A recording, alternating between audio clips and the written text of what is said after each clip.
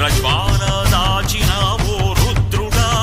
అగ్నిశిఖలను గుండెలోన అణచినావో సూర్యుడా,